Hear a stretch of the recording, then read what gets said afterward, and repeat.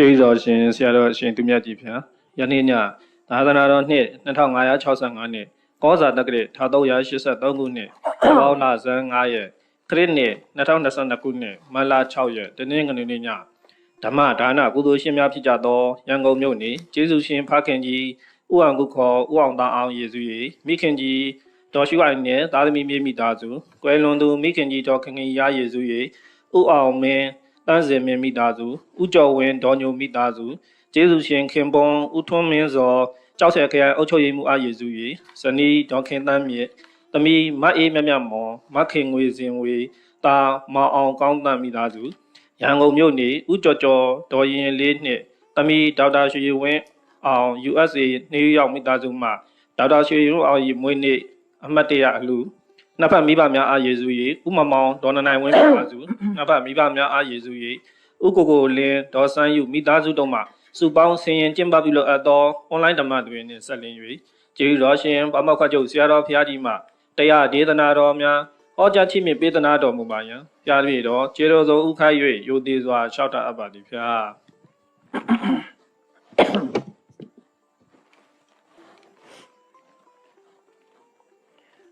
သာသနာတော်နှစ်2565နှစ်ကောဇာတက္ကရာ1383ခုနှစ်တပေါင်းလဇန်9ရက်2022ခုနှစ်မလ6ရက်တနင်္ဂနွေနေ့၌အွန်လိုင်းမှာဟောကြားအပ်သောဖယင်မလုံးချင်သူ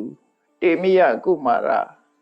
အပိုင်းလေးအကြောင်းတရားဒေသနာတော်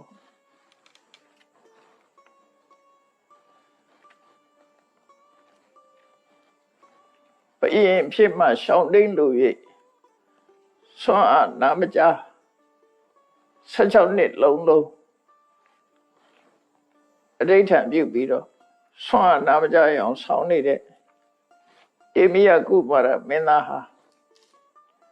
နန်းတော်ကစွန့်ပစ်ခြင်းခံလိုက်ရလို့တော်ရင်ကိုရောက်သွားတဲ့အခါသူ့ရဲ့စိတ်နှလုံးဟာအဗဒမဆန္ဒပြည့်သွားလို့ပီတိတွေဖြစ်ပြီးသူဖြစ်ချင်တဲ့ယသိဘဝသူကိုယ်တိုင်ယသိဝတ္တိဆင်မြန်းလို့စိတ်ထဲမှာကြည်နူးဝမ်းသာမှုတွေဖြစ်နေတယ်သူနန္ဒရထတိန်ကဘယ်တော့ခမည်းတော်တွေထပြန်ပြီးတော့တေမိယကုမာရမင်းသားရဲ့ဘဘဝတယုံမှန်ကိုတဏှုတင်တဲ့အခါမှာတဏန်းတော်လုံးဟာဝါမျက်ဝန္တာဖြစ်ကြတယ်ဝါမျက်ဝန္တာဖြစ်ပြီးတော့ချက်ချင်းပဲမင်းသားနဲ့တွေ့ဖို့တေမိယကုမာရထွက်သွားတဲ့တော်တဲ့ကိုအားချင်းလိုက်ချဖို့စီမံကြတယ်ဘုရင်ကြီးကိုယ်တိုင်ကမဟာသေနဂုဋ္ဌဆိုတဲ့အမတ်ကြီးကိုခေါ်ပြီးတော့ချက်ချင်းပဲခရီးသွားဖို့ပြင်ဆင်ခိုင်းလိုက်တယ်ဘုရင်ဆိုတာညမစကားပုံရှိတဲ့အတိုင်းပဲရှင်မင်းတခါအတွက်အဲကြီးတလှေချက်သူကဘယ်လိုပဲပြန်ရင်းသွားခြင်းပြီမဲ့လို့မင်းကမင်းနာနဲ့ပြင်ဆင်နေရတာတည်းအချိန်အများကြီးယူရတယ်ချက်ချင်းသွားဖို့ဆိုပြီးတော့ကြိုးစားပြီမဲ့လို့တော်တဲ့အရောက်ထွက်ဖို့ပြင်းနဲ့3ရက်ကုန်သွားတယ်မရောက်သေးဘူးနော်တော်ရဲသွားဖို့ရဘယင်ကြီးကအမိတ်ပေးပြီးတော့ချက်ချင်းပြင်ခိုင်းတယ်ဒါပေမဲ့လို့ပြင်အားဆင်ရတာနဲ့ရှင်မင်းတခါအတွက်ပဲကြီးတလှေချက်ဖြစ်သွားတယ်အဲ့ဒီဆိုရိုးစကားအတိုင်းပဲ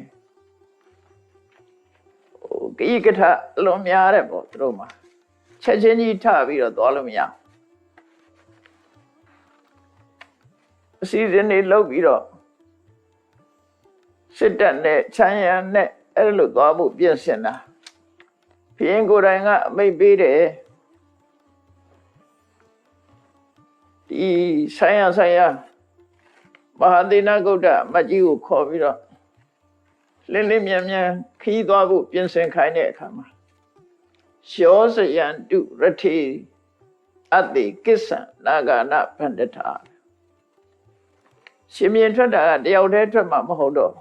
သူရဲ့ကိုယ်ရနောတတ်တွေခြံရံတတ်တွေအားလုံးကိုစင်တက်ပြင်းတတ်နဲ့သွားမှာအဲဒါကြောင့်မို့ယထာရိပညာဒီမြင်းတွေကိုကာကြိုးတစားဆင်ညဆင်တွေကိုကာကြိုးတစားဆင်ညနဲ့ဥဒိရိယံတုသင်္ခပနောဝါဒံတုဧကပောက္ခရာဆင်စီးပြီးတော့အေးစိစိသွားမှာမဟုတ်ဘူးအဲ့ဒါမှခီးသင်းမှုတ်တဲ့လူတွေတို့စီတီးတဲ့လူတွေတို့အဲ့ဒါတွေကအကုန်လုံးဆင့်ခေါ်ပြီးတော့မင်းကမင်းနာနဲ့သွားမှာဟုတ်ဒါဥဒိရိယံတုသင်္ခပနောဘယင်ထွက်တော်မူတယ်ဆိုတဲ့အခါခီးသင်းမှုတ်တဲ့အဖွဲ့ကမှုတ်စီတီးတဲ့အဖွဲ့ကတီးတစ်ဖက်စီစစ်ထွက်စီကြီးတွေတီးတဲ့လူတွေကတီးအကုန်လုံးစီမံခန့်ခွဲရတယ်ဝါဒန္တုပေရိတဏ္ဏတာဝက္ကုဝါဒန္တုထုံတုပိတဒိမ့်ဒိမ့်နဲ့ရှင်မင်းထွက်တော်မူတဲ့စီတွေအလုံးကိုတီးခိုင်းပြီးနေကမာစမံအနွင်းတုခိစ္ဆံဗုဒ္ဓနိဝေရကောဘုရင်ကြီးကအမိန့်ထုတ်လိုက်တယ်တိုင်းသူပြည်သားတွေနေရာလူတွေရောအကုန်လုံးငါနောက်ကိုလိုက်ကြအလုံးကိုခြံရံနဲ့ကိုအလုံးလိုက်ပို့ကြမယ်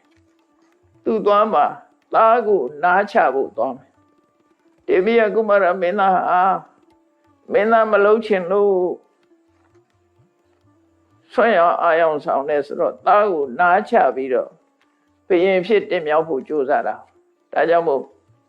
ခိစ္ဆံဗုဒ္ဓနိဝေဒကောသားကိုနားချဖို့သွားမှာကိုက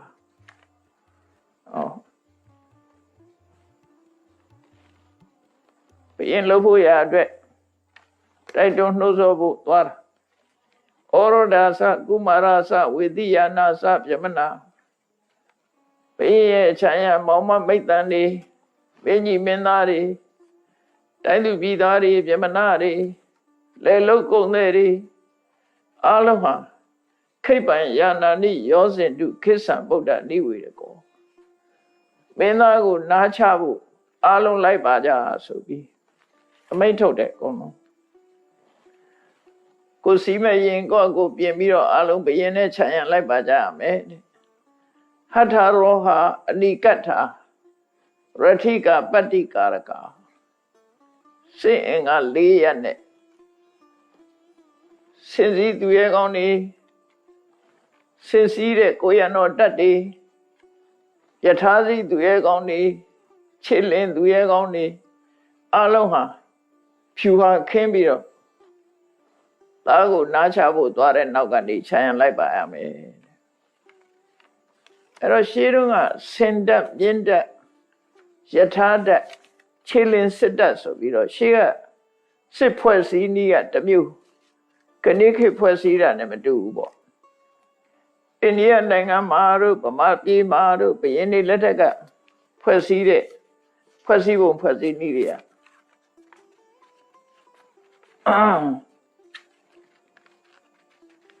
စင်တစည်းဆိုလို့ရှိရင်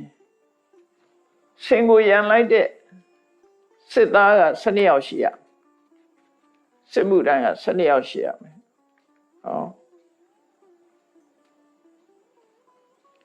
မြင်းစည်းဆိုလို့ရှိရင်မြင်းကိုရန်ပြီးတော့လိုက်ရတဲ့သူရဲ့ကောင်က3ယောက်ရှိရမယ်မြင်းတစ်ကောင်ကိုလူ3ယောက်စင်တစ်ကောင်ကျတော့လူ12ယောက်ယောက်ျား12ယောက်လိုက်ရအလုံးဆင်းရဲခြေလေးဘက်တို့နှာမောင်းတို့အဲ့ဒီဘက်ကိုအနေမရအောင်အဲ့ဒီသူရဲ့ကောင်တွေကကာကွယ်ပေးရတာဆင်စည်းတဲ့သူရဲ့ကောင်လည်းဆင်စည်းတယ်ဆင်းရဲခြေထောက်တို့ဘာတို့မြားနဲ့ဗာနဲ့လှမ်းပစ်လိုက်လို့ရှိရင်ဒိုင်းတွေကာတွေနဲ့ကာပြီးတော့ထုတ်ဖို့ရရှင်ရဲ့ခြေထောက်ကိုစောင့်နေစစ်သားကခြေထောက်တစ်ချောင်းဆိုလို့ရှိရင်၄ယောက်နာမောင်းစောင့်နာတို့နောက်ကစောင့်နာတို့အကုန်လုံးအလုံးက12ယောက်12ကောင်ကိုလူ12ယောက်ရန်ရမြင်းတစ်ကောင်ဆိုရင်လူ3ယောက်ရန်ရတယ်ယထာတစီဆိုလို့ရှိရင်လူ4ယောက်ရန် ယထာတစီဆိုလူတယောက်ဒါကအသေးဆုံးစစ်တပ်ပဲစင်တပ်မြင်းတပ်ယထာတပ်ခြေလင်းစစ်တပ်ရှေ့ရဖွဲ့ဖို့အဲ့တော့တပ်ဖွဲ့ပြီးဆိုတဲ့အခါကျတော့စင်3စီးကိုတက်စင်3စီးဆိုတော့တစ်စီးမှာလူက12ယောက်ပါတာကိုလူကလည်းအဲ့ဒီချိုးကြတိုးရမှာပဲနော်စင်3စီးစင်3កောင်ပါလို့ရှိရင်ဒါစင်တက်လို့သတ်မှတ်တယ်မြင်း3စီးပါလို့ရှိရင်မြင်းတက်လို့သတ်မှတ်တယ်ယထာ3စီးပါလို့ရှိရင်လည်းယထာတက်လို့သတ်မှတ်တယ်နောက်လက်နဲ့ဆွဲကင်တဲ့ခြေချင်းလျှောက်ရတဲ့သူရဲကောင်းတွေက4ယောက်ကိုရီးယားဇာကကြည်ဦးကြလိမ့်မယ်အဲ့ဒီမှာကြည့်လို့ရှိရင်အဲ့ဒီပုံစံနဲ့ပဲနော်ရင်းစီးတဲ့လူတွေပါတယ်နောက်ကလိုက်ရတဲ့လူတွေပါတယ်အဲ့ဒီပုံစံပဲသူတို့ဒါပေမဲ့ကိုရီးယားဇာကတွေထဲမှာတော့ဆင်းနေမပါဘူးမြင်းလောက်ပဲပါတယ်ဒါရှေးခေတ်ကတော့အဲ့ဒီနော်စင်တပ်ဆိုဒီမှာစင်3စီးနဲ့ဖွဲ့စည်းထားတာမြင်းတပ်ဆိုဒီမှာလည်းမြင်း3စီးနဲ့ဖွဲ့စည်းထားတာယထာတပ်ဆိုဒီမှာလည်းလူယထာ3စီးနဲ့ဖွဲ့စည်းထားတယ်ခြေလင်းစစ်တပ်ကျတော့လူ4ယောက်နဲ့ဖွဲ့စည်းထားတယ်အဲ့ဒါကိုစစ်တပ်တစ်ထပ်လို့ခေါ်တယ်ရှေ့ခေတ်ကแต่ခုခေတ်တော့တပ်ရင်းတို့ဘာတို့ဒီလိုခေါ်တာတွေအမျိုးဆုံးရှိမှာပေါ့နော်ခုခေတ်နဲ့မတူဘူးအဲ့ဒါကိုပါဠိပိဋကစာပေမှာဒါတွေကသေချာရေးထားလို့ဟတ္ထိဒွါရတပောတောတိပုရိသောဒုရကောရထောစတုပောတောတိဧကေနလက္ခဏေနဓမ္မန္တတောရှင်တစီမှာလူ12ယောက်မြင်းတကောင်မှာလူ3ယောက်ယထာတစီမှာလူ4ယောက်အဲ့ဒီစံချိန်နဲ့အနည်းဆုံးဖွဲ့စည်းရမယ်တဲ့ဖွဲ့စည်းလိုက်လို့ရှင်ဟဋ္ဌာနိကံရထာနိကံဟယနိကံရထာနိကံတယောနော်အနိကဆိုတဲ့စကားလုံးကိုသုံးတာဟဋ္ဌာနိကဆိုစင်တက်စင်3စီးပါရမယ်ဟယနိကကမြင်းတက်ဆိုတော့မြင်း3စီးပါရမယ်ရထာနိကံကယထာစစ်တက်အဲ့ဒါကလူ3စီးပါရမယ်အလုံးသူဆိုင်ရလက်နဲ့တွေဆွဲကြိုက်ပြီးတော့3စီးနောက်လက်နဲ့ဆွဲကြိုက်တဲ့ခြေလင်းစစ်တပ်ဆိုတာသူကခြေချင်းလိုက်ကြရတာအဲ့လူတွေအဲ့ဒါလူဒါအ ਨੇ ဆုံးစစ်တပ်ဆိုတော့ကာတိဘိရင်သွားတာအဲ့ဒီတည်းများမယ်ပေါ့တိုင်းပြည်မှာရှိတဲ့တပ်တွေအကုန်လုံးဆင့်ခေါ်ပြီးတော့ပြင်နာစင်နာနဲ့တယ်မယ်3ရက်ကုန်သွားတယ်တဲ့ကုန်လောက်တယ်ပေါ့နော်ဟထရောဟအနိကထရထိကပတ္တိကာရကခိပ္ပံယာနာနိယောစင်တုခိစ္ဆံဗုဒ္ဓနိဝေဒကောဒါကိုနားချဖို့သွားမဲ့ခရီးမှာရှင်စီသူရဲကောင်းနေကိုရနောတတ်တွေမြင်းစီသူရဲကောင်းနေယထာစီသူရဲကောင်းနေခြေလင်လိုက်ပါတဲ့သူရဲကောင်းနေအားလုံးအစင်းနဲ့အကုန်လုံးပြင်ညာလို့အမိန့်ထုတ်တယ်တမဂတဇာနာဗရာနေကမာသတမဂတခိပ္ပံယာနာနိယောစင်တုခိစ္ဆံဗုဒ္ဓနိဝေဒကောဘုရင်ကြီးကအမိန့်ထုတ်တာအဲ့ဒါတိုင်းလူပြည်သားတွေနေရလူတွေအားလုံးကိုရှိတဲ့ကိုရဲ့အချမ်းရအနေနဲ့ကိုရှိတဲ့ရင်းနေနဲ့ပြင်းစင်ပြီးတဲ့အခါဘုရင်ကြီးနောက်ကနေရံပြီးတော့လိုက်ကြရမယ်လို့အားလုံးမိန့်ထုတ်တယ်အဲ့လိုမိန့်ထုတ်တဲ့အခါကျတော့ဒီမြင်းတွေကိုပြင်ဆင်တဲ့သူရဲကောင်းတွေယထာရိနေပေါ့လေမြင်းတွေပြင်ဆင်ပြီးတဲ့နောက်မှာအစင်းတဲ့ဘုရင်သွားဖို့ရအတွက်နိုင်ရင်ပြင်ပြတ်သက်မှာဖြူဟာခင်းပြီးတော့အစင်းသင်းစောင့်ကြရတယ်အဲ့မှာ3ရက်ပြည့်တဲ့နေ့မှာအစင်းသင်းစောင့်နေကြ ấy sau này khả mà Atisa Tarati Yoti Tenda Vitika Wani Raza Dara Upageso Shoda Dewa Ime Haya Payinga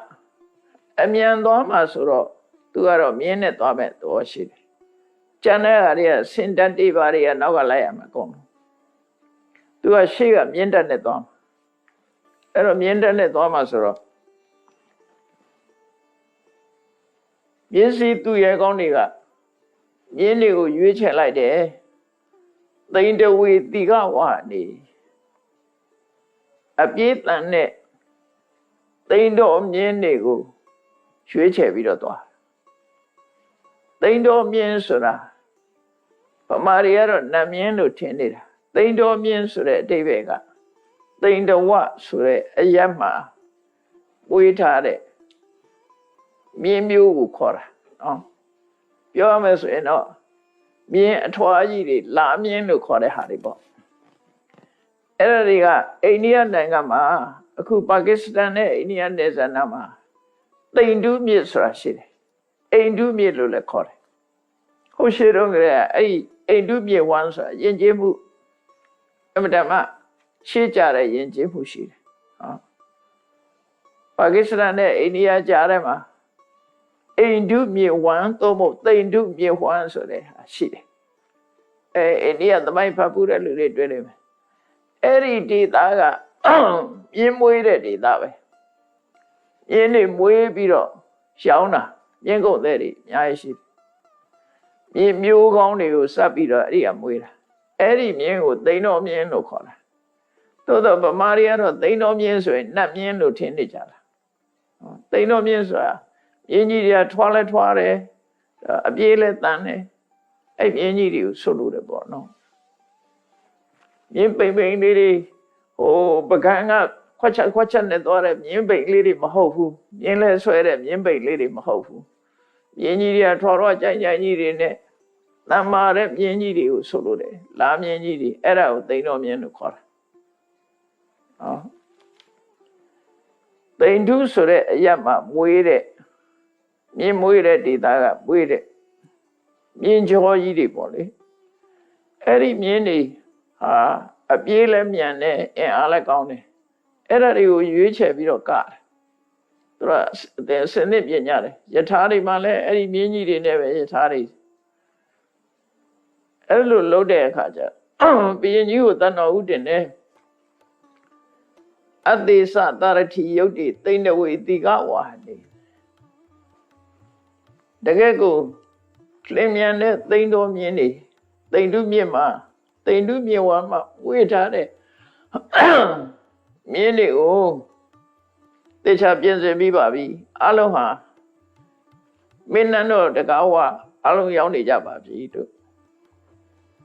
အရှင်မင်းမြတ်အမိန့်တိုင်းကိုပြင်ပြီးပါပြီတို့ဆိုတော့ဘုရင်ကြီးကမေးလိုက်တယ်ထူလာဇဝေနဟာယန္တိခိတာဟာယန္တိယာမုနာထာမုနာမင်းတို့သိန်းတော်မြင်းနေကြတယ်ဆိုပေမဲ့လို့ဝါတဲ့မြင်းနေကြရင်ကတော့သိမပြေးနိုင်ဘူးတဲ့ပုတ်အိုင်နဲ့မြန်မာမဟုတ်ဘူးတဲ့လူများလည်းကြည့်ပေါ့လူဝါကြီးတွေကသိမသွားနိုင်ဘူးနိလင်းမြန်မပြေးနိုင်ဘူးအဲ့တော့မြင်းကလည်းပဲအဲ့ဒီမြင်းအဝါကြီးတွေဝါနေတဲ့မြင်းတွေအဲ့ဒီမြင်းတွေဟာမြန်မသွားနိုင်ကြဘူးတဲ့ပိန်နဲ့မြင်းကြတော့အားမရှိဘူးတဲ့ဝါတဲ့မြင်းကနေတယ်ပိန်နဲ့မြင်းကအားမရှိဘူးဘုရင်ကြီးကပြောလိုက်တဲ့အခါကျတော့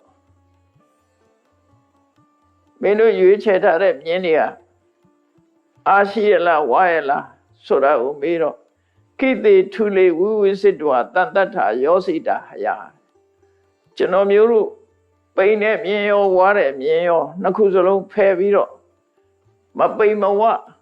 အရွယ်တူအဆိုင်တူလေးတွေနော်အမျိုးအပြင်ပြောမယ်ဆိုရင်အရွယ်လည်းတူတယ်အယောင်ဆင်းလည်းတူတယ်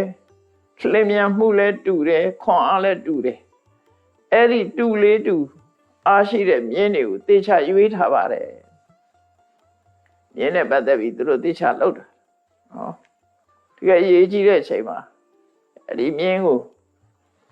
မြင်းအရွယ်လည်းတူရမယ်အဆင်းရောင်လည်းတူတယ်ခွန်အားခြင်းလည်းတူတယ်လင်းမြန်မှုခြင်းလည်းတူတယ်ခွန်အားခြင်းလည်းတူတယ်အဲ့ဒီမြင်းတွေကိုရွေးပြီးတော့သူတို့လက်ရွေးစင်ပြင်ဆင်ထားပါတယ်လို့အဲ့ဒါလို့ဘုရင်ကြီးကစစ်ဆေးလိုက်တဲ့အခါမှာသူတို့ကတဏှာဟုတ်တင်ကြတယ်အဲ့ဒီတော့ဘုရင်ကြီးကတေမိယကုမာရစီသွားမယ်ဆိုပြီးထိုခေတ်ကအမျိုးလေးပါပေါ့မင်းမျိုးပုံနာမျိုးတကြွယ်မျိုးသုဒ္ဓဆိုတဲ့လူစင်းရဲ့မျိုးအဲ့ဒီလူမျိုးစုံပါဝင်တဲ့ပရိသတ်နဲ့စစ်တပ်ကြီး18တပ်ဟောစင်တပ်မြင့်တပ်တွေအားလုံးက18တပ်အဲ့ဒီစစ်တပ်ကြီးအချမ်းရနဲ့သွားဖို့ရပြင်ဆင်နေတာနဲ့ပဲ3ရက်ကုန်သွားတယ်4ရက်မြောက်ကြတော့မှစပြီးတော့ခီးထွက်နိုင်တယ်မြို့ကစပြီးတော့ထွက်တယ်အဲ့ဒါမှယူသင့်တာတွေယူပြီးတော့တေမိယကုမာရနဲ့ချိန်ထားတဲ့စီကိုသူနန္ဒရဲ့ထားတိုင်းကိုရှေ့ဆောင်ထားပြီးတော့လမ်းပြထားပြီးတော့ဘုရင်ကြီးကတေမိယကုမာရမင်းသားစီကိုထွက်တယ်တတောရာသတရမာနောယုဒ္ဓမာရုံရှသန္နနံဣထာကာရံဣဇဘာတိတဗ္ဗဝအနုယထမံဘုရင်ကြီးကယထာစီးပြီးတော့လိုက်တာခုနလင်းမြန်တဲ့မြင်းတွေကထားတဲ့ယထာပေါ်မှာသူတက်ပြီးတော့သူ့ရဲ့ချမ်းရံမောင်မမိတ်တန်တွေကိုပြောတယ်နင်တို့အလုံးငါနဲ့အတူလိုက်ခဲ့ကြဆိုအမိတ်ပေးပြီးတော့သူကရှေ့ရယထာနဲ့ထွက်တယ်ဝါလာပိစနိမုန်နိတံခက်ကံသတ္တင်စပန္တရံဥပါတိရထမာရုံရှသုဝနေဟိအလင်္ကတာဘယင်သွားတာရှင်လောင်းနေတာသာကြည်အလုတ်ကအမတန်ရှုပ်တယ်နော်ကွမ်းတော်ကိုင်တို့ပန်းတော်ကိုင်တို့ပါတယ်လို့ပဲဘုရင်ကြီးရဲ့ဒီတာမီရတို့သင်္ချစ်တို့တန်လျက်တို့ထီပြူတို့အဲ့ဒါတွေကိုင်တဲ့လူတွေကလည်းအကုန်လုံးလိုက်ရတယ်ဝလဲတော်ကိုင်တဲ့လူတို့ကွမ်းတော်ပန်းတော်ကိုင်တဲ့လူတွေတို့အကုန်လုံးဘုရင်ကြီးညောင်းရင်အိပ်ဖို့လဲဖို့ခေါင်းကစားပြီးအကုန်လုံးကိုင်ပြီးတော့လိုက်ကြရတယ်နဲ့တူကြတာသူလုံးချင်တာအကုန်အိမ်သာကွယ်မြတ်ပါအောင်မလားတော့မသိဘူးခုခေတ်ဆိုရင်တော့ပါမှသိကြတယ်အဲ့တော့အကုန်လုံးပဲဒါတွေအကုန်လုံးကင်ပြီးတော့လိုက်ကြရတယ်တတောတရာဇာပါယတိပုရခတ္တဝနာသာရတေသူနန္ဒယထာရင်းကိုရှေ့ကလှုပ်ပြီးတော့ဘုရင်ကြီးကလိုက်ခိပ္ပမေဝဥပကိစီယထသမ္မတိတေဟုတေမိယောအဲ့တော့ပြင်းနာစင်နာသာကြာတာသွားတာကတလောက်ကြီးကြာမှာမဟုတ်ဘူးလင်းလင်းမြန်မြန်သွားလိုက်တယ်တေမိယကုမာရနေတိုင်တဲ့ဒေသကိုမကြခင်ပဲရောက်သွားတယ်တဲ့ရောက်သွားတဲ့အခါတေမိယကုမာရကယသိအတွင်ပြောင်းထားပြီခုချိန်မှာခဏ3ရက်အတွင်းမှာသူယသိဝက်လိုက်ပြီလေယသိအတွင်ပြောင်းထားတော့သူ့ရဲ့ခရီးအတိုင်းသူနန္ဒရဲ့ထားတိုင်းနဲ့သတ်မှတ်ထားတဲ့နေရာကိုသူကရောက်နှင်းနေတယ်တင်္စဒိဋ္ဌဝနာအာယန္တံစလန္ဒမိဝတေသတာခတ္တတံကပရိပြုံလံတိမိယောဧဒတပြဝီမင်းကမင်းနာနဲ့အခမ်းအနားနဲ့တကူရှိန်ဝါတောက်ပစွာနဲ့မင်းစိုးရာဇပရိသတ်တွေခြံရံပြီးတော့ရှောက်ရှိလာတဲ့ခပီးတော်ကာတိမင်းကြီးကိုတေမိယကုမာရယသိကကျိုးဆိုပြီးတော့နှုတ်ခွန်းဆက်တယ်16နှစ်လုံးလုံးကသူကမလှုပ်နိုင်မရှားနိုင်စကားမပြောတတ်နားမကြောက်အောင်ဆောင်းလာခဲ့တာ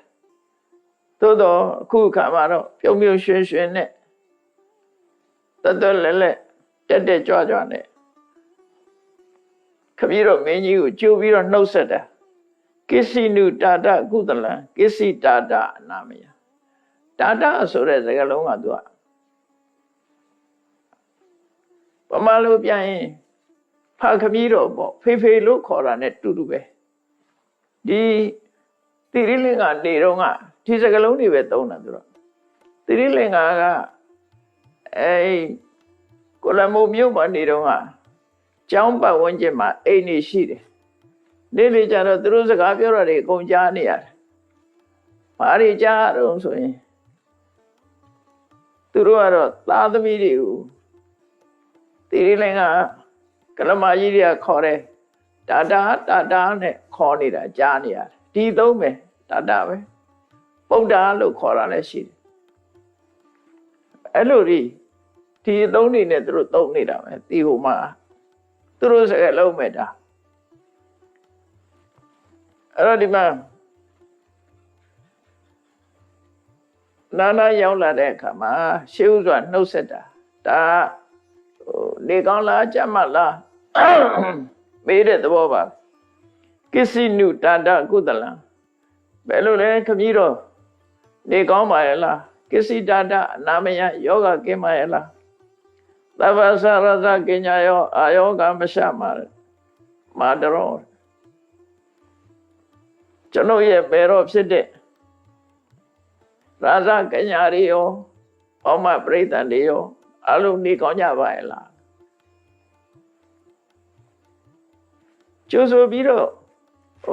နှုတ်ခွန်းဆက်စကားကိုယသိလေးကအဲ့လိုပြောတယ်ဒါပေမဲ့ယသိပါဝါနဲ့သူပြောတာမဟုတ်ဘူးတာတလို့ခေါ်တာအရာသုံးစကားနဲ့ခေါ်တာပဲနော်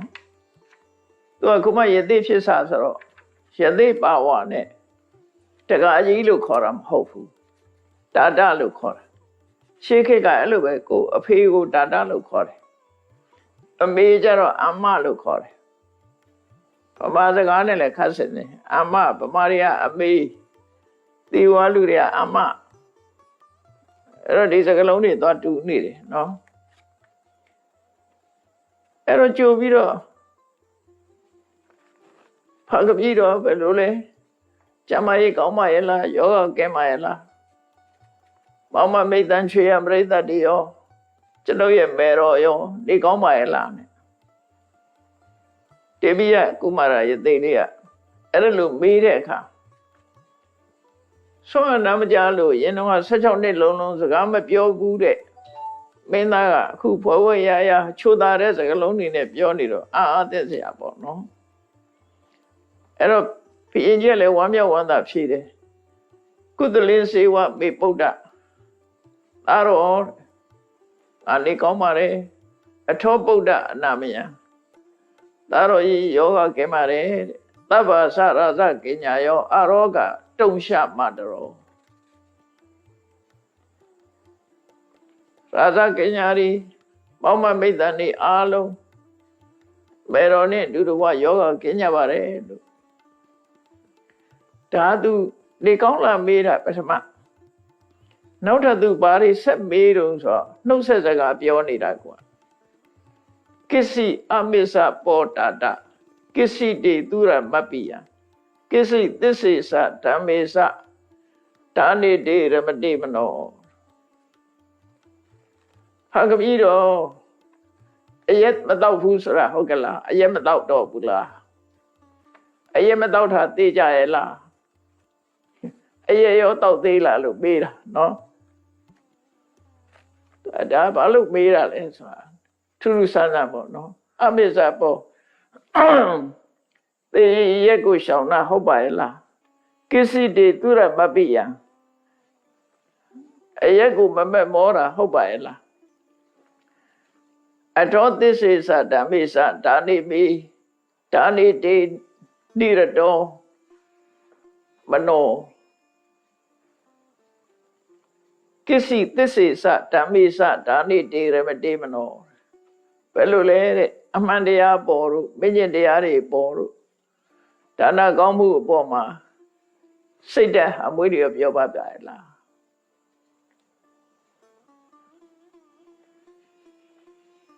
အဲ့တော့သူမေးလိုက်တာအခုအရင်မတော့တော့ဘူးမို့လားလို့မေးတာပဲနော်အရင်မတော့တော့ဘူးမို့လားခါတိုင်းတော့တောက်ပုံရဩ အရင်မတော့တော့ဘူးမော်လားသစ္စာဆိုရဲမင်းမသစ္စာလူမဂတိလေဒါကြောင့်မို့ဘုရင်ဆိုတာသစ္စာရှိရတယ်ဒါမို့သစ္စာရောရှိရလား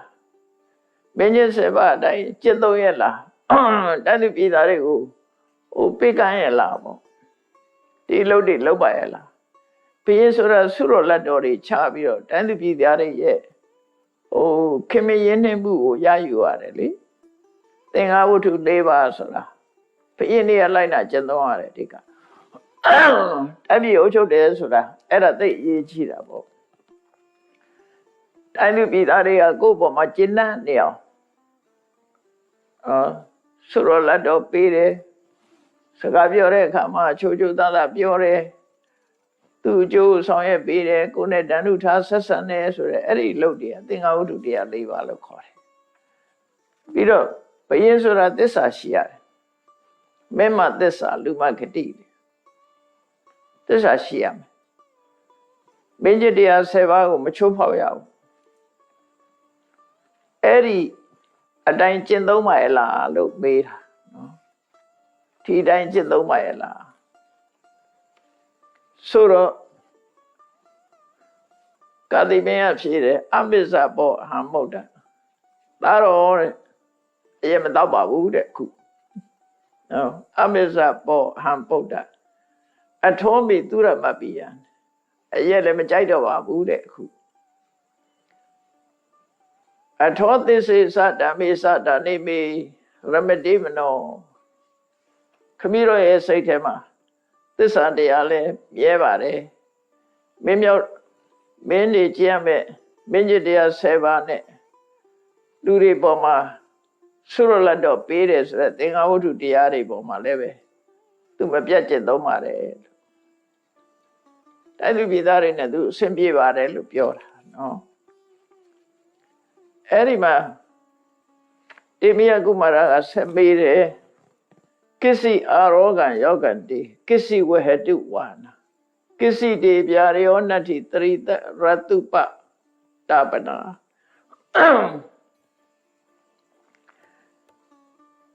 ခမည်းတော်မင်းကြီးရဲ့စီးတော်ရင်းနေဟာစင်နေမြင်းနေဟာယောဂကဲမရလားဒါလည်းအရေးကြီးတာပေါ့နော်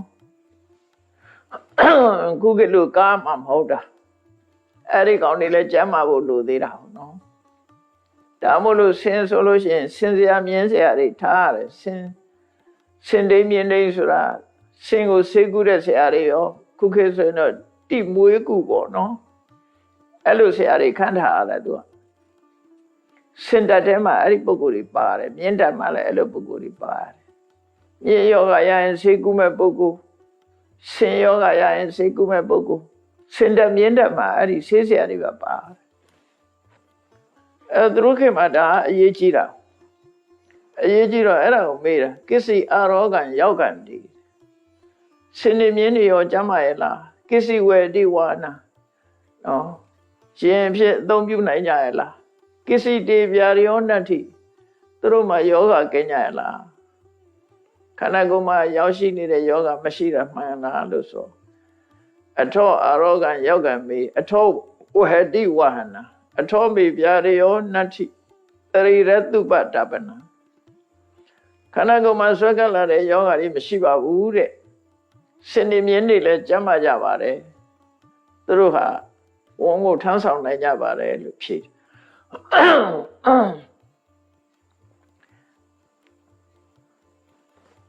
ကိစီအန္တာသတေဖိတာမစ္စေသဘဟလတဝကုဋ္ဌကာရင်သကောသင်္သကိစီတေပฏิတန္တတဒါကတိုင်းပြည်နဲ့ပတ်သက်ပြီးတော့စီးပွားရေးကောင်းကြရလားလို့မေးတာနော်အလုံးမေးတာကိစီအန္တာသတေဖိတာဆိုမြို့ရင်းကလူတွေရောတာယာဝပြောမှုရှိကြပါရဲ့လားဝပြောတယ်ဆိုတာစီးပွားရေးတွေမကြက်တဲဘူးပေါ့နော်ချောင်းချောင်းချီချီရှိကြတယ်ပစ္စည်းဥစ္စာတွေပေါ်များကြတယ်စားဝတ်သောက်ဝတ်တွေကပေါ်များကြတယ်တာယာဝပြောမှုရှိရလားမစ္စေသဘဟလတဝ မြို့တော်ရဲ့အလယ်မှာလူကြီးထူထပ်တဲ့ဒေသတွေမှာရောတာယာဝပြောမှုတွေရှိကြပါရဲ့လားကုဋ္ဌာကရင်စကောသင်္စကိစ္စတိပရိသန္တတာရှင်မင်းကြီးရဲ့ဗန္နာတော်ခြိကြတွေရွှေတိုင်းငွေတိုင်းတွေရောပြည့်တင်းပါရဲ့လားအဲ့ဒါလည်းအရေးကြီးတာပဲစဘာကြီးတွေလည်းစဘာနဲ့ပြည့်နေဖို့လိုတယ်ကိုရောင်ထဲမှာဆံပြည့်စဘာပြည့်ရှိနေဖို့လိုတယ်တိုင်းလူပြည်သားတွေအတွက်ဝေကျေတနာလည်းပဲဗန္နာတိုင်းတွေမှာအပြည့်ရှိနေဖို့လိုအပ်တယ်တိုင်းပြည်မှာဒါတွေအကုန်လုံးတောင်းတင်းပါရဲ့လားလို့မေးတာမေးတော့အထောအန္တာသမေဖိတာမစ္စေသပဟလာမမကုဋ္ဌကရင်သကောသင်္စသဗ္ဗမေပရိသန္တတာအလုံးဟာပြည့်စုံပါတယ်တဲ့အတွင်ရောအပြင်ရောမြို့လေကောင်ရောအလုံးဟာလာယဝပြောမှုရှိပြီးတော့ကိုရောင်နေလဲစဘာနဲ့အပြည့်ဆန်းစဘာပဲတွေနဲ့နော်အပြည့်ရှိတယ်ငွေကြေးပဏ္ဍရိုက်တွေလည်းပဲအပြည့်ရှိပါတယ်လို့ဖြေတယ်အဲ့လိုဖြေလိုက်တဲ့အခါကျတော့မှနောက်ဆုံးမှပြောတော့ဆိုသောကတံတေမဟာရာဇအထောတေအတုရကတံပဋိဋ္ဌပေတုပန္လင်္ကံယထရာဇာနိတကတိလာချင်းနှုတ်ဆက်စကားတွေပြောနေလိုက်တာနော်မေးလိုက်ဖြေလိုက်သားဖနှစ်ယောက်ပြောနေရကနေပြီးတော့ဒါချုပ်ဆိုတဲ့စကားခုမှလာသောကတံတေမဟာရာဇဒီကြတော့မှမဟာရာဇလို့ခေါ်လိုက်တာစောစောတုန်းကတော့ဖကပီးတော်လို့ခေါ်တယ်ဒီကြတော့သူယသိအနေနဲ့ခေါ်လိုက်တာသောကတံတေမဟာရာဇပြတ်တော်မင်းကြီးတင်မင်းကြီးလာခြင်းဟာကောင်းသောလာခြင်းမှာတော့ကောင်းသောလာခြင်းဆိုတဲ့အဓိပ္ပာယ်ကသိအရေးကြီးတာပဲနော်ခုခေတ်ကတော့ကျိုးစိုးပါတယ်ဆိုတာပြောကြတာသောကတံဆိုတဲ့အဓိပ္ပာယ်ကသူအာဂတသူကကောင်းသောအာဂတလာရောက်ခြင်းအကျိုးရှိသောလာရောက်ခြင်းအကျိုးပြုမဲ့လာရောက်ခြင်းအဲ့ဒါတွေကိုသောကတံလို့ခေါ်တာအင်္ဂလိပ်စကားက welcome ဆိုတာနဲ့တော့တူတယ်သူတို့အဓိပ္ပာယ်ကတော့ကျိုးဆိုပါတယ်လို့ပြောတာ welcome ဆိုတဲ့အဓိပ္ပာယ်တလုံးစီအဓိပ္ပာယ်ကြည့်မယ်ဆိုရင် world ဆိုတာကောင်းတယ် come ဆိုတာလာတာကောင်းသောလာခြင်းပဲ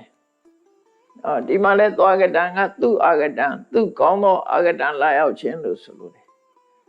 အကျိုးရှိတဲ့ပျော်ရွှင်ပဲကောင်းတဲ့လာရောက်ခြင်းဟာကောင်းသောလာရောက်ခြင်းပဲဒုက္ခပေးဖို့လာတာမဟုတ်ဘူးနှုတ်နှဝအကျိုးဖြစ်တော်နဲ့ပျော်ရွှင်ပဲကောင်းတဲ့လာရောက်ခြင်းကိုသွားကတံလို့ခေါ်တယ်အိန္ဒိယနိုင်ငံမှာဂဏိတိဒီစကလုံးကိုသုံးတယ်ဆွာကတ်ဆိုတာအဲ့ဒါသူတို့တန်ကဆွာကတ်လို့သုံးတယ်ဆွာကတကျိုးစိုးရဲဆိုတဲ့စကားလုံးပဲဒါနော်သွားကတံဆိုအထောတိဒုရကတံပို့ပြီးတော့ပြပြင်းတဲ့ကောင်းသောလာခြင်းဖြစ်ပါတယ်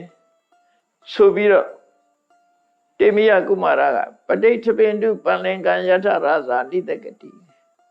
ဖယင်းလာတယ်ဆိုတာသူ့ရဲ့အသုံးဆောင်ပစ္စည်းတွေကအကုန်လုံးသူတာဝန်ခံနေနဲ့အကုန်လာခဲ့တာဖယင်းထိုင်ဖို့ပလင်ခဲဖို့လူတွေလည်းပါတယ်လေအလုံးဟာသူထိုင်ဖို့မလုပ်ဖို့အကုန်လုံးပါလာတာအဲ့တော့ပဋိဋ္ဌပင်တုပန္လင်္ကံယထရာဇာနိတကတိဘီမင်းကြီးထိုင်ဖို့ရပလင်ကိုခင်းပေးလိုက်ပါပြောလိုက်တာနော်ကဲဘီရင်ထိုင်မဲ့ခင်းပေးလိုက်ပါဆိုကျိုးစိုးစကားပြောပြီးတော့ရှစ်သေးလေးကအဲ့လိုဘီရင်ကြီးထိုင်ဖို့ထိုင်နေရပလင်ကိုခင်းပေးလိုက်ပါခုခေတ်တော့ကလထိုင်လို့ခေါ်တာပေါ့နော်ကလထိုင်လို့ခေါ်တာဘယ်လိုတွေကွဲလဲမသိဘူးဘုန်းကြီးတွေထိုင်တာကြတော့တရားပလင်လို့ခေါ်တယ်တရားဟောတဲ့အခါခေါ်ပန်းလင်္ကာဆိုတဲ့ဖမဘယင်းတွေထိုင်တဲ့ပလင်မျိုးကြတော့နောက်ကတကယ်ကြီးတွေပါသေးတယ်အဲ့ဒါမျိုးကြီးတွေတော့ဘာကြမှာပါမှာ ဘာနဲ့တူတော့ဆိုရင်ဟိုသင်္ဇာလီဆိုတဲ့နောက်မိပါတဲ့ကလထိုင်ကြီးတွေဖြစ်နိုင်တယ်အခုတော့ကလထိုင်လို့ခေါ်နေကြတာဘာဖြစ်လို့ကလထိုင်လို့ခေါ်လဲဆိုကလားတွေထိုင်လို့ဖြစ်လိမ့်မယ်နော်ဗမာတွေကအရင်ကအဲ့လိုထိုင်ဖို့မရဘူးဘယင်လောက်ပဲထိုင်ကြတာအလုံးကကျမ်းပေါ်မှာထိုင်ကြတာအင်္ဂလိပ်မျက်နှာဖြူတွေကအိန္ဒိယကလူတွေနဲ့ဗမာပြည်ကိုသိမ်းတာကိုအဲ့တော့အဖြူမဲ့တွဲလာတဲ့အခါမှာအလုံးကိုကလားလို့ခေါ်လိုက်ပြီးတော့ကလဖြူကလမဲလို့ခေါ်တယ်ဗမာပြည်ကိုသိမ်းတာအဖြူကခေါင်းဆောင်အနေနဲ့တင်ပါတာအိန္ဒိယကလားတွေနဲ့သိမ်းတာဗမာပြည်သိမ်းတော့ဒါကြောင့်အင်္ဂလိပ်ဆိုရဗမာပြည်ကလူတွေကကလဖြူလို့ခေါ်တာကလဖြူမင်းတက်တုံးကနဲ့အဲ့လိုသုံးနေရှေ့လူကြီးတွေကလဖြူလို့ပဲသုံးတယ်တခါတလေတော့ဘိုးလို့သုံးတယ်ဒါမှမဟုတ်ယောက်ျားလေးသပင်ပုံစံကိုဘိုးကေလို့ခေါ်တာနော်ကေဆိုတာတော့ကေတာပါပဲသပင်ကဘိုးလို့ထားတဲ့ကေတာပေါ့ဘိုးကေဆိုပြီးတော့စကလုံးတွေအဲ့လိုပေါ်လာတာအဲ့တော့အင်္ဂလိပ်တွေထိုင်နေသူတို့ထိုင်လေးသုံးလေးရှိတဲ့ထိုင်ကုန်တွေဖြစ်လို့ကလထိုင်လို့တွင်သွားပုံရပါတယ်ကြားကလထိုင်ဖြစ်သွားတယ်ဗမာပြည်နေထိုင်တာကနောက်ခံနောက်မီတကယ်ကြီးတွေနဲ့ဒီပလင်ကြီးတွေရှိတယ်လေအဲ့လိုဟာကြီးကြတော့ဟိုတဲ့ဖို့ဒီတဲ့ဖို့တော့ခက်ခဲလိုက်မယ်ပေါ့ဒါကြောင့်မို့လို့ထိုင်ကုန်တွေယူသွားတယ်ဘယင်ကြီးထိုင်မှုရအဲ့ဒီပလင်ကိုခင်းပေးပါဆိုကလထိုင်ချပေးတယ်လို့သာမှတ်ပြီးတော့အနိုးဆိုမျက်စိနဲ့မြင်မှာမဟုတ်ဘူးเนาะအဲ့ဒါလို့ပလင်ချပေးလိုက်တဲ့အခါမှာဘုရင်ကြီးကထိုင်သလားလို့ဆိုမထိုင်ဘူးဘုရားလောင်းကသူတော်စင်အိုးနဲ့ဖြစ်နေတာတေမိယကုမာရကသူ့သားလို့ဆိုပေမဲ့လို့စတွေ့တဲ့အချိန်မှာယသိဖြစ်နေပြီယသိဖြစ်နေတော့ယသိကိုယသိလေးစားတဲ့အနေနဲ့ခင်းပေးတဲ့ပလင်ကလထိုင်ကြီးပေါ်မှာမထိုင်ဘူးအဲ့တော့တေမိယကုမာရကကဲပလင်မောမထိုင်ဘူးဆိုလို့ရှိရင်သိရွက်အခင်းလေးခင်းပေးလိုက်ပါသိရွက်အခင်းဆိုတာအဲ့ဒီခေတ်ကတော့မြက်တွေနဲ့တုပ်ထားတဲ့ဟာလည်းဖြစ်နိုင်တယ်ပေါ့နော်သိရွက်တွေနဲ့တုပ်ထားတဲ့အခင်းလည်းဖြစ်နိုင်သိရွက်တွေပုတ်ပေးတာတော့မဟုတ်တော့ဘူးအဲ့တော့သေမြာခင်းတို့လိုဟာမျိုးပေါ့သိရွက်တွေပါတွေနဲ့ပဏ္ဏတန္ထာရလို့ခေါ်တယ်ပဏ္ဏတန္ထာရဆိုအခင်းလုပ်တဲ့အရွက်တွေနဲ့ခင်းတာတဲ့ဟာမျိုးဖြစ်အဲ့ဒီသိရွက်အခင်းကိုခင်းခံလိုက်တယ်ပေါ့ဆိုတော့ဘုရင်ကြီးကိုအဲ့ဒီသိရွက်အခင်းပေါ်မှာထိုင်မိုးဆိုပြီးဣဒေဝတေနိတိတတ္တုနိယတေပဏ္ဏတန္ထရေဒါသူ့ရဲ့ယသိเจ้าမှာရှိတဲ့သိရွက်အခင်းပေါ့ယသိเจ้าမှာရှိတဲ့သိရွက်အခင်းကိုခင်းခိုင်းလိုက်တယ်ခင်းခိုင်းပြီးဘုရင်ကြီးထိုင်ဖို့လုပ်ပြီးဣဒေဝတေနိတိတတ္တုနိယတေပဏ္ဏတန္ထရေခင်းတဲ့သိရွက်အခင်းမှာအရှင်မင်းကြီးထိုင်မှာတဲ့ဒါအဲ့ဝတ်ပြုတာပေါ့ထိုင်เสียပေးရမှာဒါအဲ့ဝတ်ပြုတဲ့သဘောဣတောဥရကမာရယပါတိပက္ခလယတုတိခြေတော့ဆေးဖို့ရေတွေပါတွေလည်းဆင်သင်းလုပ်ပြီးတော့ဒီကနေပြီးရေယူပြီးတော့ခြေတော့ကိုဆေးပါလို့ဒါသူတို့ခင်မှာမြတ်စွာဘုရားလည်းတူတူပဲခရီးသွားပြီးလို့ရှိရင်ခြေတော့ဆေးတယ်ခြေတော့ဆေးဖို့ဆိုတာထားကိုထားရတယ်ဆင်သင်းခဏခေတ်တော့မရှိတော့ပါဘူးအဲ့ဒီစီကံကိုလိုက်နာတာတော့ဟောရိတ်တာကဟောဆရာတော်ကြီးညွှန်ကြားချက်နဲ့လိုက်နာနေတော့မယ်အဲ့ဒါဖဏမစည်းဘူးဖဏမစည်းတော့ဒီတိုင်းသွားတယ်ဟောမှာရှိတဲ့ကမ္မထာကြောင့်လေးတွေဒီကအတက်ကလေးမှာခြေဆေးဝရလေးတွေလောက်ထားတွေ့တယ်ပိုင်းလေးတွေနဲ့နော်ဒါရှေးထုံတန်းစင်လာအဲ့လိုရှိတယ်ခြေစေးအင်းမြင့်တို့ကိုအနည်း၌ထားခြင်းဆိုတာရှေးကလောက်ရတယ်အဲ့ဒါ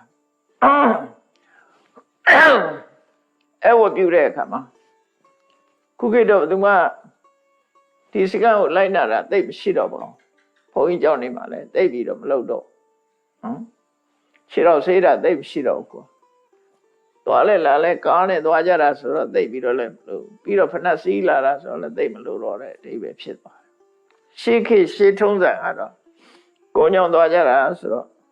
ခြေတော့ဆေးကြတယ်ခြေတော့ဆေးပြီးတော့မှကျောင်းပေါ်တက်ကြတယ်ဆောက်ဦးပေါ်တက်ကြတယ်ထိုင်ရရှိတာထိုင်ကြတယ်အဲဒါကြောင့်ဣရိဝတေနိတိတတုနိယတိပါဏတံတရေအဲ့တော့ထိုင်ခိုင်းပြီးမှခြေတော့ဆေးတယ်ဆိုတော့ဒါထိုင်ကုန်ကနည်းနည်းမြင့်သလားမသိဘူးထိုင်ပြီးတော့မှခြေတော့ဆေးမဲ့သဘောပဲမြတ်စွာဘုရားကလည်းဒီကဏ္ဍဂုရိတိုင်နာမှာဆိုလို့ရှိရင်ထိုင်ပြီးတော့ခြေတော့ဆေးတာခြေတော့ဆေးပြီးတဲ့အချိန်မှာဩဝါဒပေးတာပဲခြေတော့ဆေးရင်ကနေကဏ္ဍဂုရိတိုင်ပေါ်မတက်ခင်ခြေတော့ဆေးပြီးဩဝါဒပေးတာဆုံးကပြန်လာလို့ရှိရင်အဲ့လိုလုပ်နေကြနေ့တိုင်းဩဝါဒပေးတယ်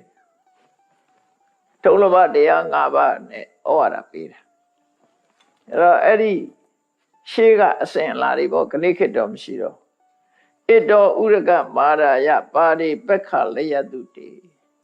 ဟောဒီတရားရည်နဲ့ခတ်ပြီးတော့ခြေထောက်ကိုဆေးပါဆိုပြီးခြေဆေးစရာရည်နဲ့အစဉ်သင်းလုပ်ပေးထားတယ်ပေါ့အဲ့ဒီမှာကာသီဘုရင်ကြီးကအိမိယကုမာရရဲ့သိလေးကိုလေးစားတဲ့အနေနဲ့သူခင်းပေးတဲ့သိရွက်အခင်းပေါ်မှာလည်းမထိုင်ဘူးတဲ့မထိုင်ပဲနဲ့မြေကြီးပေါ်မှာပဲထိုင်တယ်ဆိုတော့အခင်းမြေကြီးဆိုတာအခင်းမပါတဲ့ဟာကိုဆိုလို့ဖြစ်နိုင်တယ်ပေါ့နော်အခင်းမပါတဲ့ဟာလို့တခါတလေပူမိဆိုတာမြေကြီးလို့ပြောပြီးမှလို့ကျမ်းမြင်ကိုလည်းမြေကြီးလို့လည်းခေါ်တယ်ပူမိလို့ပဲခေါ်တာရှိတယ်ပေါ့ဆိုပါစို့ဘုံ90ဆိုတာလည်းတတ္တပူမိရောဆိုပူမိလို့ပဲသုံးတာလေအဲ့တော့မြေကြီးပေါ်ထိုင်တာလို့ပြောတာလားသို့မဟုတ်ကျမ်းပေါ်ထိုင်တာလို့ပြောတာလားတခုပဲပေါ့နော်အဲ့တော့တဲလေးရသေးတဲလေးကကျမ်းပေါ်ထိုင်တာလည်းဖြစ်နိုင်တယ်ဟိုမြေကြီးပေါ်တော့ထိုင်မယ်မထင်ဘူးနော်ဖုန်နေပေးနေတဲ့မြေကြီးတော့ဟုတ်မှမထင်ဘူးပေါ့အခင်းမပါတဲ့ကျမ်းပေါ်မှာထိုင်နေလို့ဒါစာပေအသုံးလေးတွေကတော့မျိုးစုံရှိတာပေါ့နော်တွေးကြည့်ရတာသို့တော့ရသေးကျောင်းဆိုတော့လည်းပြည့်ပြည့်စုံစုံတော့ရှိမှာမဟုတ်ဝိသကြုံဆောက်ထားတာဆိုတော့လည်းလိုအပ်ချက်တွေရှိရင်ပါခြင်းပါမှာပေါ့နော်အဲ့တော့ခြေဆေးတဲ့နေရာမှာကျမ်းပေါ်မှာပဲဒီတိုင်းထိုင်လိုက်တယ်ပေါ့ရသေးထိုင်တဲ့နေရာပဲဒီတိုင်းထိုင်လိုက်တယ်ဟိုအခင်းတွေပါတွေမှာပါတော့နော်အဲ့ဒီမှာကာသီဘုရင်ကြီးကရသေးလေးကိုလေးစားတဲ့အနေနဲ့တဲ့သိရွယ်အခင်းပေါ်မှာမထိုင်ဘူးတဲ့ကျမ်းပေါ်မှာပဲထိုင်တယ်တဲ့အဲ့ဒီမှာဘုရားလောင်းကလည်းသိရွယ်မိုးကြောင်းလေးတဲ့ဝင်ပြီးတော့သူမနက်စာအတွက်ပြုတ်ထားတဲ့ကပြင်းရွက်ပြုတ်လေးကိုသွားယူတယ်ကျွေးမလို့အခခံမလို့ဒီပြင်ဘာမှမရှိဘူးသူမှအသီးလည်းမရှိဘူးနဲ့တူပါတယ်ကြာတာအခုခေတ်လို့စထရောဘယ်ရီတို့ဘာတို့ထောပတ်သီးတို့ဘာတို့ဆိုရင်လည်းကောင်းပါတယ်လေနတ်နတ်သီးတို့ငပြောသီးတို့ဆိုလည်းကောင်းပါပဲပိန်နေသီးတို့အခုကတော့မဟုတ်ဘူး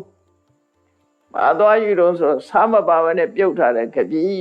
င်းရွက်တဲ့ကာရပဏ္ဏလို့ခေါ်တယ်ကာရဆိုတဲ့အမည်ရှိတဲ့တစ်ပင်ဗမာပြည်ကတော့ခပြင်းရွက်လို့ပြန်တယ်နော်အဲ့ဒီအရွက်ပြုတ်ကိုဖီနီးစားဖို့ရသူကအဲ့ခံဣဒံပိပဏ္ဏကံမရှံရန္တံရာဇအလောနကံပရိပုံဇမဟာရာဇပါဟုနောမေတိအာဂတောတဲ့အရှင်မင်းကြီးတဲ့စားမပါဘဲနဲ့ပြုတ်ထားတဲ့ဟောဒီသေးရပြုတ်ကလေးကိုသုံးဆောင်ပါတဲ့ခြေသေးရလဲရှားရှားပါပါပဲနော်စားမပါတဲ့အရွက်ပြုတ်ကလေးစားကြည့်ကြပါလားတစ်ခါလောက်စားမပါဘဲနဲ့အရွက်ကလေးတစ်ခုပြုတ်ပြီးတော့စားကြည့်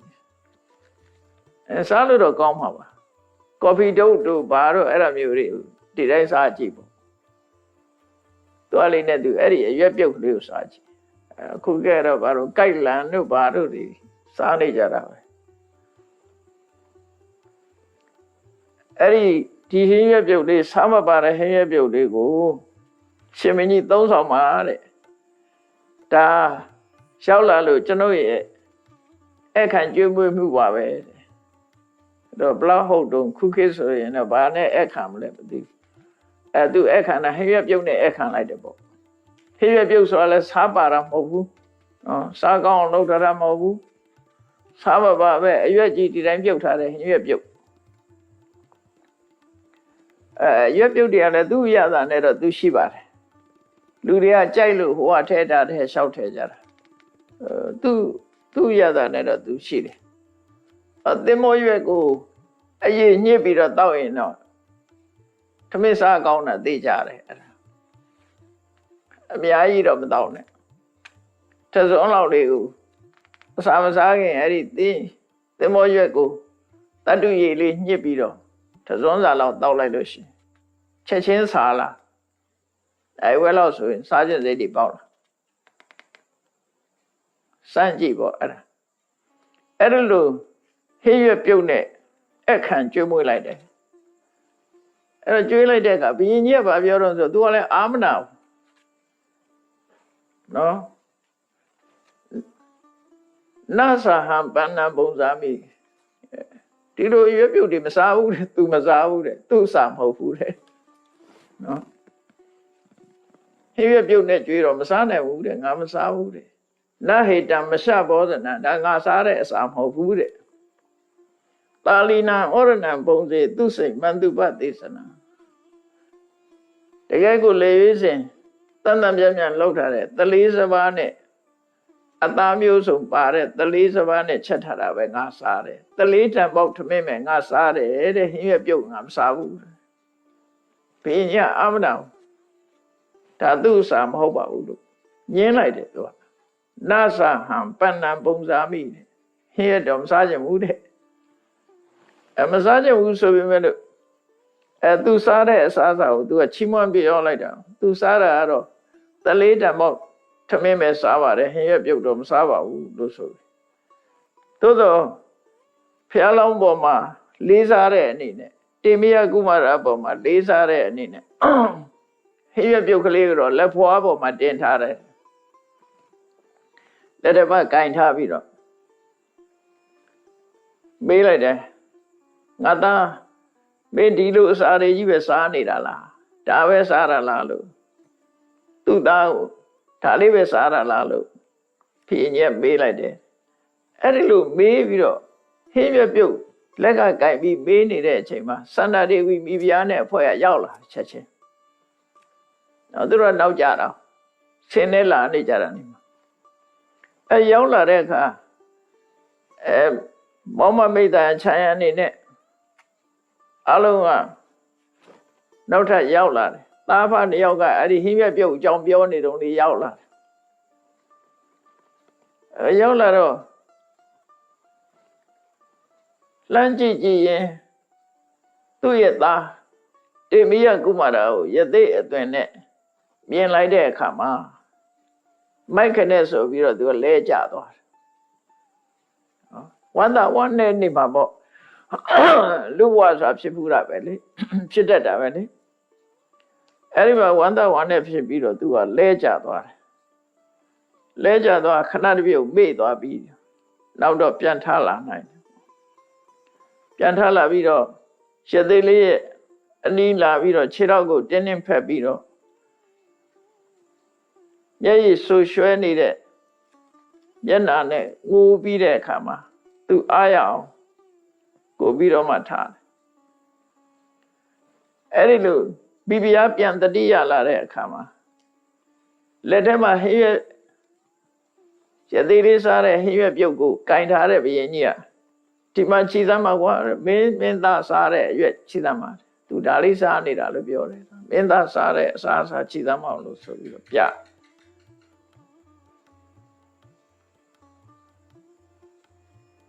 အဲ့ဒီလိုဟင်းရွက်ပြုတ်ကလေးကိုမိဖုရားရဲ့လက်ထဲကိုထည့်ပေးလိုက်တော့ဟင်းရွက်ပြုတ်လေးတွေထည့်ပေးကြံတဲ့ပေါင်းမမိတ်တန်နေစီလည်းပဲဟင်းရွက်ပြုတ်ကလေးတွေနည်းနည်းစီဝေပေးလိုက်တယ်ဝေပေးလိုက်တော့ ဟင်းဒါမျိုးစားရလားဒါမျိုးစားရလားနဲ့ပေါ့နော်တန်တော်ဖြစ်နေကြတယ်ဒါနေ့စဉ်စားရဒါပဲလားဒီဟင်းရွက်ပြုတ်ခဲစားရလားဆိုပြီးတော့ကြည့်ပြီးတော့တချို့ကလည်းမင်းသားဒေဝီရမင်းသားစားတဲ့ဟာဒေဝီရကုမာရစားတဲ့ဟာဆိုခေါင်းပေါ်လေးတင်ပြီးတော့အမလေးဒါမျိုးစားပြီးတော့နေတာများအံ့ဩစရာကောင်းလိုက်တာတာမန်ပုဂ္ဂိုလ်မလုံးနိုင်ပါဘူးဆိုပြီးတော့ချီးမွမ်းပြီးတော့ပြောဆိုနေကြတယ်အဲ့ဒီအခါမှာဘုရင်ကြီးကအကဲခတ်မိတာသူသားကြည့်ရတာကဟိုဒီဟင်းရွက်ပြုတ်စားနေတယ်ဆိုပြီးပဲလို့နန်းတော်မှာနေတော့ကပုံစံနဲ့မတူအသားရောင်ကလည်းပို့ပြီးတော့ဝင်းဝါလူကလည်းတက်တက်လက်လက်နဲ့စကားပြောတာလည်းထက်ထက်မြက်မြက်နဲ့ပျော်ရွှင်လန်းဆန်းနေတဲ့မျက်နှာအသင်ကိုကြည့်ပြီးတော့ဘုရင်ကြီးအော်တာသူစားတဲ့အစားအစာနဲ့အားရှိစရာမှမရှိတာနော်အားရှိစရာမရှိတဲ့အစားအစာစားပြီးအခုလို့တွက်လက်ပြီးလန်းဆန်းနေတာကိုကြည့်ပြီးဘုရင်ကြီးကပြောလိုက်တယ်ဣစေရကမံပฏิပါတိဧကကံပိရဟောကတံဧဒိတံပုံဇမနနံကေနဝနောပတိရတိတယောက်တည်းမှသူစဉ်းစားမိတာတော့တယ်ဒီလိုအရသာမရှိတဲ့သိရွက်ပြုတ်ကိုစားပြီးတော့ဘာဖြစ်လို့အသားအရည်တွေကစုပ်ပြေးနေရတာတော့နော်အသားအရည်တွေစုပ်ပြေးနေရတာတော့အားကြပြီးတော့လည်းသွားမစားနဲ့ဟင်းရွက်ပြုတ်ကြောင့်အသားအရည်စုပ်ပြေးတယ်အောက်မိမနေနဲ့နော်ဟင်းရွက်ပြုတ်စားပြီးတော့အသားအရည်စုပ်ပြေးနေတာဒါဒီဟာတွေစားနေရတဲ့ဘာဖြစ်လို့အသားအရည်စုပ်ပြေးနေရတယ်ဆိုတာသူခေါင်းထဲမှာမေးပါတယ်မေးခွန်းတွေတက်လာတယ်ဆိုတော့ဘုရားလောင်းကဖြေတယ်သူအသားရည်စုပ်ပြည့်ခြင်းအကြောင်းကိုဖြေတာဧကောရသနေပစ္ဆာမိနိယတိပဏ္ဏတန္တရေတာယမေဧကတိတတေယယရဇဝံနောပတိရတိရှင်မင်းကြီးတဲ့ကျွန်ုပ်ဟာသိရဲ့အခင်းပေါ်မှာတယောက်တည်းအိတ်တာပါတဲ့တယောက်တည်းနေတယောက်တည်းအိတ်တာအဲ့ဒီတယောက်တည်းနေတယောက်တည်းအိတ်လို့အခုလို့အသားရည်တွေစုပ်ပြေးတာပါဆိုအဲ့တော့နှစ်ယောက်အိတ်တဲ့လူတွေဒုက္ခရောက်တယောက်တည်းအိတ်လို့အသားရည်စုပ်ပြေးတာတဲ့ဒီလိုဖြေတယ်နာသနိတိတဗန္ဒမေရာဇရခဥပဋ္ဌိတာတာယမေဒုက္ခတေယယရာဇဝံနောပတိရတိဟိုရှင်မင်းကြီးတဲ့နန်းတော်မှာဆိုလို့ရှိရင်လက်နဲ့ကိုင်အဆောင်လျှောက်တွေနဲ့ခြံရံပြီးတော့အဆောင်နေကြတဲ့မှာအိပ်ရတာတဲ့သူ့မှာအဲ့လိုလက်နဲ့ကိုင်ပြီးတော့ဆောင်းလျှောက်မဲ့လူမရှိဘူးတဲ့တယောက်တည်းချမ်းချမ်းသာသာအိပ်ရလို့အသားရည်စုဖြေတာဟုတ်တယ်ကြောက်ကြောက်လန့်လန့်မယ်လေငါအမြဘယ်သူကမြလုံမလဲဆိုပြီးတော့ကြောက်လန့်နေရတာဟုတ်ခုမှတော့ရန်သူကမရှိဘူးဟိုမှာတော့လက်နဲ့ကိုင်အဆောင်တွေခြားထားပြီးမဲ့လို့စိတ်မချရဘူးဆိုပြီးတော့သူအသားရည်စုပြေခြင်းအကြောင်းဟိုဒါအောင်ပြောတာအတိတနာနုသောစာမိနဗ္ဗစပမိနာဂတံပစ္စုပန်နေနယာပိမိတေနဝနောပတိရတိသူ့ဖြစ်ရခုနကတယောက်တည်းအိတ်လို့ချမ်းချမ်းသာသာအိတ်ရလို့အဲ့ဒါဆိုရင်လူတွေဟာပိန်ချောက်နေတာအဲ့ဒါဟိုချမ်းချမ်းသာသာမအိတ်ရလို့ဒီလိုအဓိပ္ပာယ်ရတယ်ပေါ့နော်အတိတနာနုသောစာမိအတိတ်ကိုလည်းပြန်ပြီးတော့စိုးရိမ်မနေဘူးတဲ့နဗ္ဗစပမိနာဂတအနာဂတ်ကိုမျှော်လင့်ပြီးတော့လည်းမနေဘူးတဲ့ပစ္စုပန်နေနယာပိမိခဏတွေ့တာခဏနဲ့ပဲညံ့ညံ့တာနေတယ်ပစ္စုပန်နဲ့ပဲရှင်းနှက်နေတယ်တဲ့ဒါကြောင့်မလို့သူအသားရည်ဆိုပြေးတာပါဆိုအဲ့တော့လူတွေဟာပိန်ချောက်တာတို့အသားရည်ပြက်တာတို့အတာဟိုဆိုရင်ကြာရှိတဲ့အတိတ်ကိုတွေးပြီးဆိုရင်နာတို့အနာဂတ်မျှော်လင့်ချက်ကြီးတွေနဲ့တို့နော်ပစ္စုပန်လည်းမကြည်မနှက်တွေနဲ့ဆိုသူကအတိတ်တွေးပြီးတော့ဆိုရင်နာတခုအနာဂတ်အတွက်ကြောင်းကြနေတာတခုပစ္စုပန်မှာလည်းမကြည်နှက်နိုင်တာတခုဆိုဘယ်လိုလုပ်အသားရည်ဆိုပြေးမလို့အတိတ်နာကပစ္စုပန်လုံးမှာလူတွေကစိတ်ပူနေကြတာလေအဲ့ဒါပဲအဓိကတော့အတိတနာနုသောစာမိနဗ္ဗစပမိနာဂတံပစ္စုပန်နေနယာပိမိတေနဝနောပတိရတိ အတိတ်ကိုတွေးပြီးတော့လည်းမစိုးရိမ်ဘူးတဲ့အနာဂတ်အတွက်လည်းမျောလင့်တောင်းတပြီးကြောင်းကြမနေဘူးတဲ့ပစ္စုပန်ရှိတာနဲ့ပဲသူကပျော်ရွှင်ဘဝမှာနေတိုင်းမှာပစ္စုပန်ဆိုတာကိုရှိတာနဲ့ကျင့်တတ်နေတယ်ပစ္စုပန်ပေါ့အခြေအနေနဲ့ပဲကျင့်တတ်နေတယ်ဒါကြောင့်မို့လို့သူဟာအသားရည်တွေဆိုပြင်းနေတာပါတဲ့လောကမှာအသားရည်မဆိုပြတဲ့ပုဂ္ဂိုလ်တွေဟာအနာဂတပစ္စပါယအတိတ္တနုသောစနာအနာဂတ်အတွက်စိတ်တွေကြောင်းကြနေကြတယ်အတိတ်အတွက်သောကတွေဖြစ်နေကြတယ်အဲ့ဒီအနာဂတ်အတွက်ကြောင်းကြခြင်းအတိတ်အတွက်စိုးရိမ်ရင်းချောင်မို့လို့အသိဉာဏ်မရှိတဲ့ပုဂ္ဂိုလ်တွေဟာခုတ်ဖြတ်လိုက်တဲ့ကျူပင်ဟာခြောက်သွားသလိုပဲဒါကြောင့်မို့အသားအရည်တွေမဆိုပြေပဲနဲ့ခြောက်တတ်ကုန်တာတဲ့အဲ့ဒါအသားအရည်ဆိုပြေတာတည့်ရွက်စားလို့မဟုတ်ဘူးလို့ဒီလိုဆိုလို့တယ်ပေါ့နော်တည့်ရွက်စားလို့မဟုတ်ဘူးဆိုတာဖြေတယ်အဲ့တော့အသားအရည်ဆိုပြေခြင်းလို့ရှိရင်အနာဂတ်အတွက်ကြောင်းကြစိတ်တွေမမွေးနဲ့အတိတ်အတွက်မစိုးရိမ်နဲ့အဲ့ဒါဆိုလို့ရှိရင်လူဟာဘဝမှာစိတ်ချမ်းသာကိုယ်ချမ်းသာနေပြီဆိုလို့ရှိရင်ကြောင်းကြကင်းပြီးတော့ပို့ပြီးတော့အသားအရည်တွေစိုးပြေပြီးတော့ကျမ်းမာလာပါလိမ့်မယ်လို့ဒီလိုတေမယကုမာရယသိလေးကခုလိုဟောလိုက်တာပြောလိုက်တာပဲဖြစ်တယ်ပေါ့ကဲဒီကနေ့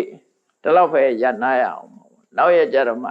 နေ့ဖြင့်ငါကြတော့မှပဲဒီစက်ကအဆုံးသတ်နိုင်တော့မှဖြစ်တယ်တရားချက်ကသူတော်စင်ပြိဿအပေါင်းတို့လူဘဝနဲ့ဆက်ဟပ်ပြီးတော့မသားစရာများစွာပါတဲ့တေမယကုမာရဇတ်စာပေကျမ်းကမှာတော့မူကပက္ခဇတ်လို့ခေါ်တယ်ဆွမ်းအနာမကြဇတ်နော်အဲ့ဒီဇတ်တွေကမသားစရာတွေနာယူပြီးတော့မိမိတို့ကိုယ်တွေ့လက်တွေ့ကျင့်သုံးနိုင်တဲ့အရာများကိုကျင့်သုံးလို့ရှောင်ကျဉ်ရမယ့်အရာများကိုရှောင်ကျဉ်ပြီးတော့ကိုယ်ဘဝကောင်းမွန်အောင်ကြိုးစားအထောက်နိုင်ကြပါစေကုန်သတည်း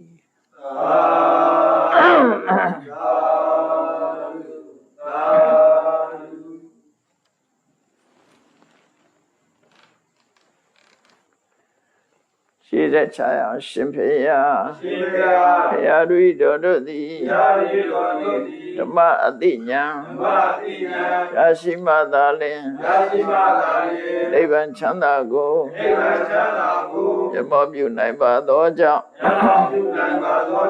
ဓမ္မအတိညာရရှိစေရန်ရှိတန်ကြလျက်ဓမ္မသဘင်ဆင်ကျင်ပါပြုလုပ်ကြ၍အပဒဒါနာဓမ္မဒါနာ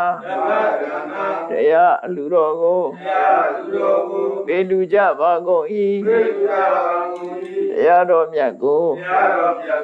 ယုတ်တိလေးမြတ်စွာမမတ်သာသာအာယုန်ထားလျက်နာကြားကြပါကုန်၏တရားတော်မြတ်ကို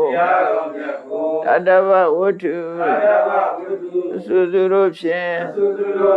ပူဇော်ကြပါကုန်၏ယနေ့ယခုအာထုတ်ပြုလုပ်ကြရသောဤကောင်းမှုဤကုသိုလ်စုစုသည်